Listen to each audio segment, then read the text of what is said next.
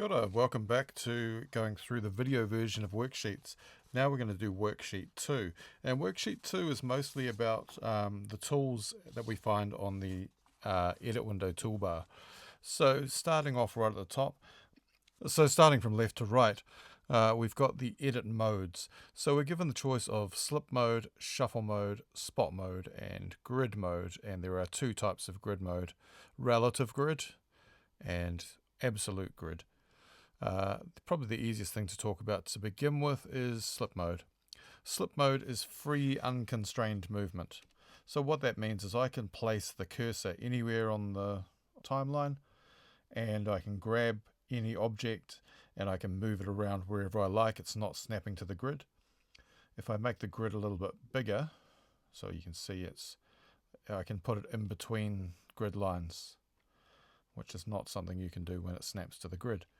So think of slip mode as unconstrained by anything. Grid mode, on the other hand, is constrained by the grid markers themselves. So if I move this around, you can see it only has the choice to stop on the grid lines. Quite a lot of doors default to that position. So if I was working in bars and beats, for example, my grid would be in, say, quarter notes, and everything I moved would be landing on a quarter note or a bar or a half note or whatever musical function I wanted. Because I'm working in timecode for a video production, my grid usually would be one frame, and if I zoom in, I can move things by one frame at a time, which is kind of good. So, you might find yourself working in grid mode. I'm just going to go to slip mode. If I put a clip in, like off the grid, and then go into grid mode, but this time by clicking it again, I go into relative grid mode. The file now moves relative to the grid, so it stays the same amount away from the grid as it was when I turned grid mode on. So this can be good for doing like shuffle feels when you're working with MIDI, or if you have something that's exactly happening, it won't be a film, but something in a musical piece that's exactly happening in between the grid or off the grid markers. You'll find a use for it. So we've got grid mode and we've got slip mode. Unconstrained, constrained. Think of it as snap to grid, not snapping. Of course, if you're in grid mode and you want to move off the grid, you can hold the command key or control on a PC and you get free movement again. So it's almost like it goes into slip mode. Good. This works for selections as well. No, try as I might, I can only select on the grid. Yeah. Until I go into slip mode, and then I can select in between. Spot mode is a bit of a specific one. Let's say, for example, that there was a particular piece of time code, like the editor had noticed that the necklace happened at 11 seconds and 22 frames, and that's exactly where I want my this clip to go to. So 00001122. If I click on it in spot mode, it brings up the spot dialog. So I can say I want the start of that to be 11:22, so the 22nd frame in the 11th second. Okay, and it moves it exactly there. This is the sort of thing you could use in music if you wanted something to happen at bar 17 exactly. So you've got 16 bars or something, and then you'll spot the next loop into bar 17, and so forth. Again, you'll find uses for it. It does have one cool function, the original timestamp. So if I had a clip and I've totally got it out of sync, I can make it go back to the original timestamp, so wherever it was recorded. So that can be a bit of a lifesaver with spot mode. And of course, you can right click and spot. So you don't need spot mode really. The one that confuses people is shuffle and slip. So shuffle mode is a little bit like shuffling a deck of cards.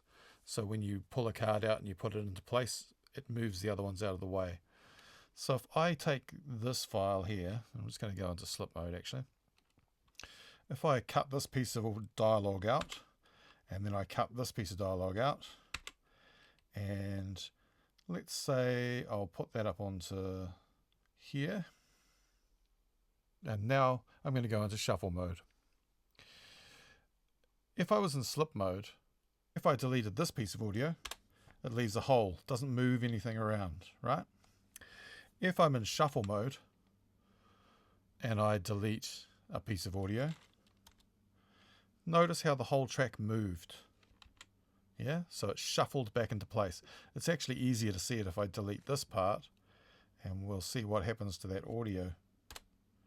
Yeah, it butts right up against there. So the idea with that is it's a quick way to edit and cut, delete sections between, in case you've got, like, say a voice actor does 2 takes. Like editing in Pro Tools is easy because you can use slip mode.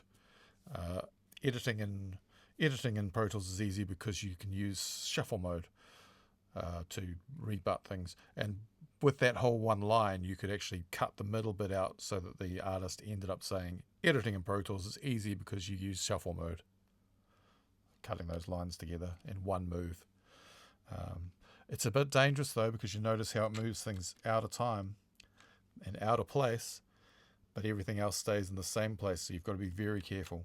I would actually advise you, if you're using shuffle mode, to put it into shuffle mode, do the edit, and then change back to slip mode so you don't accidentally do it later on. Hopefully you'll get to that. So those are just edit modes. It's kind of like the behavior of the tools. Yeah, most of the time you'll spend in slip or grid mode depending on what you're doing. Next we have the zoom commands. This is the zoom function, so there's some zoom presets. That's pretty useful. You probably can't see, but if I zoom right in on that and go there, that's the audio file I'm looking at.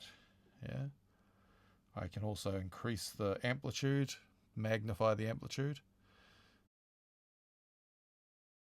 But then, of course, when you zoom back out, it looks like everything's clipping. Luckily, double-clicking the magnifier tool can reset everything back to its default value. So the zoom tools are pretty useful. You can use this one here, scroll up and down when you click on the button to change the vertical sizing. You can scroll backwards and forwards with the either one of the side arrows for horizontal zoom and in and out. So I'm just scrolling as I hold that button. I'm actually using a trackpad, but I don't use this section very much because the 1, 2, 3, 4, 5 can actually be the alphanumeric keys. And if I wanted to save a custom zoom, I can command click. So if I want this one to be 1, I command click on 1 and it goes flash, flash, flash and saves it as a memory spot. But I also use keys for zooming in and out. So there's command square bracket, or if you're using the edit keyboard focus, there is R and T, the zoom out and zoom in. Whichever way you find useful. I think there's actually some other just scroll functions as well. Yeah, I think option scroll does horizontal zoom. There must be a way to do vertical zoom as well. You could have a look in the keyboard shortcuts if you really wanted to use that behavior. So that's the zoom tools, and then we can zoom in here a little bit on the edit tools. So remember, you've got worksheet 2 if you want other sort of text explanations of these things. Hopefully that's covered off everything. We sort of covered the magnifier tool. We'll come back to this guy. We sort of covered the magnifier tool a little bit. I tend to hold my mouse click on it and change it to single zoom. What this does is it means if I use the magnifying tool, it goes back to the previous set of tools. So that's quite useful. Mostly what I use the magnifier for is double clicking so that it resets the whole session back to its default view. Moving across here, we've got the trim tool, the selector tool, and the grabber tool, and then a collar that fits all around them that makes all of them active, and we call this the smart tool. As I said in class, I used to call it the dumb tool because I didn't understand it, but now I do, and it is pretty smart. And this was back in the day where it wasn't that common. So if I trim everything off the edge, I just use Command T, which is edit, trim, clip to selection. I can show you each of these individual tools. We've got the trimmer tool.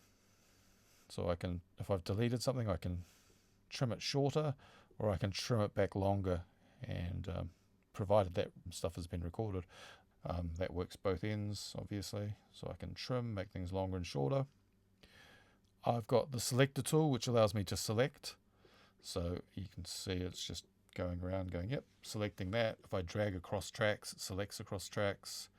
So I can do big selections just by clicking and dragging. Pretty normal behavior. And then there's the grabber tool. The grabber is for picking up whole objects and moving them. There is a separate tool called the object grabber, which allows you to pick up just two clips. But usually you just leave it in the time grabber because you're moving one object at a time. There's also the scrubber tool. What does that even mean?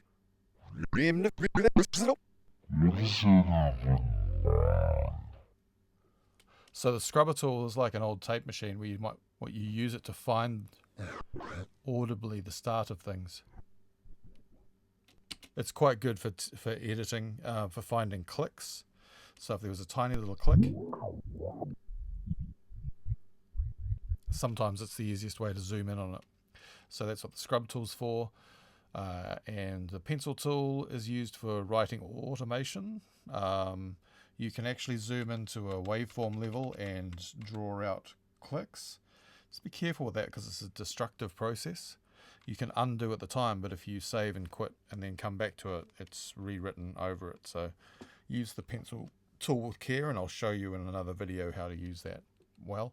It's also used, it's got a number of different tools and it can be used for all sorts of things. So I'll show you that when it comes up.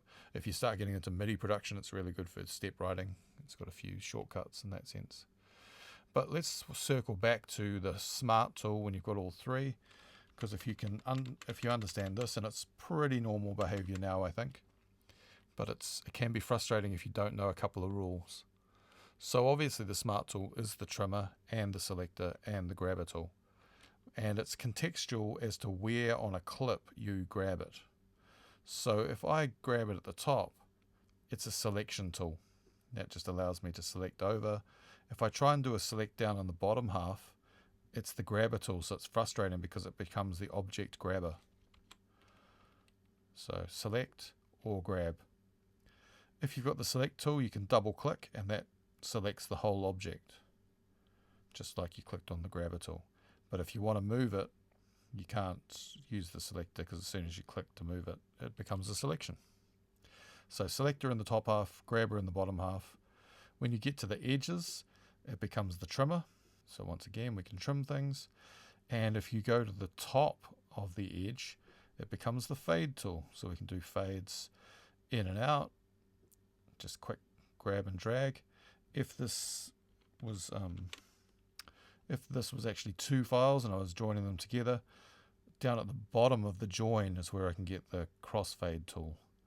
At the top, it's a normal trimmer because it's at the edge of a region, and I can also at the top do selection. So that's what makes the Smart tool smart.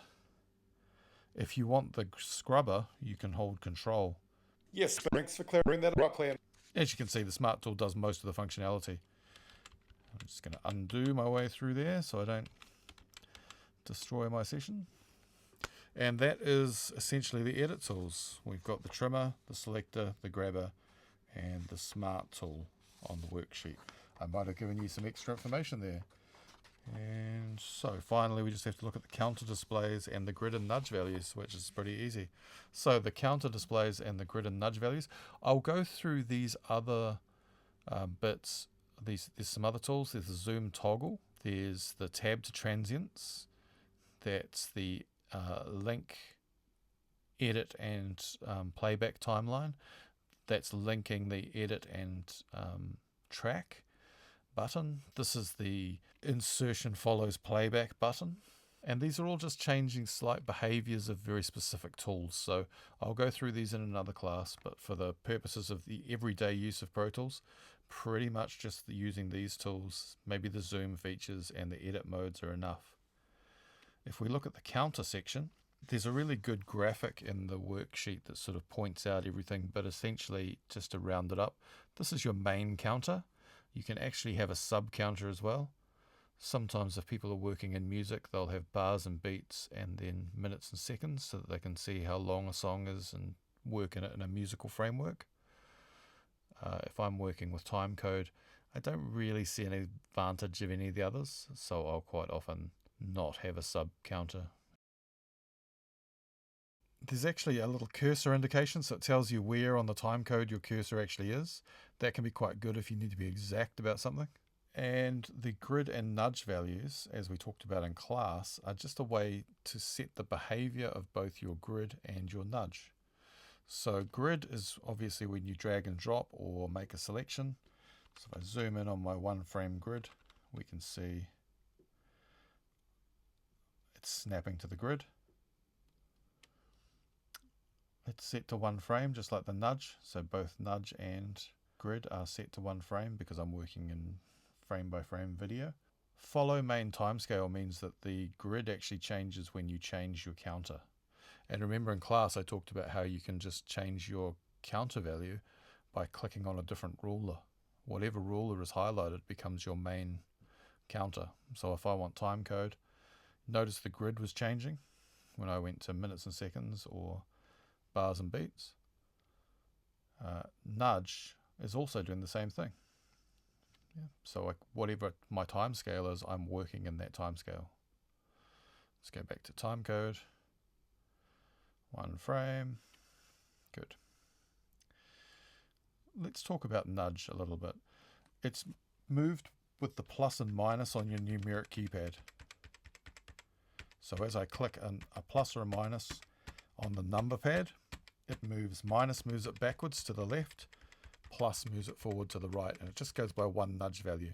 If you're on a laptop and you don't have a number pad, as long as your keyboard edit focus is on, you can use the comma and the period to do the same thing, left and right. If I make a selection, I can adjust the bounds of the selection. If I hold command, or actually if I go plus or minus, it moves the whole selection. If I add the command key, plus or minus changes the end point. If I go option plus or minus, it changes the start point. If I have a selection and I go control plus or minus, it actually moves the underlying data in the file. That's pretty cool, but can be dangerous. If I have a whole selection and I don't want to move the clip, which is what nudge by itself will do, plus or minus, and I don't want to expand the boundaries by using command to change the end or option to change the start, I can add shift into that mix, and then it will go and make the selection over top of the object. And so shift option moves the start past the boundary of the clip, and shift command changes the end. So you can see this could be quite complex. Have a play around and see if you can make sense of it. That's the best way to go forward. All of these things are pretty useful, but they'll be much better in context. So I would advise getting in and starting to build your clip session for your project. And just the more time you spend in Pro Tools, the more little connections you make, the easier it becomes. Don't worry if you're doing it one way and somebody in your group's doing it another way. If you're both achieving the same goal, that's pretty normal in Pro Tools. And try and have fun. It's actually a powerful piece of software, and the more time you spend in it, the easier it becomes, and the more you can take things away to your regular DAW, or maybe you'll decide that Pro Tools is better for some aspects. I find it much better for audio than most other programs, but that could be because I'm so used to it. Anyway, long story short, enjoy it, and I'll see you in class. Ka kite.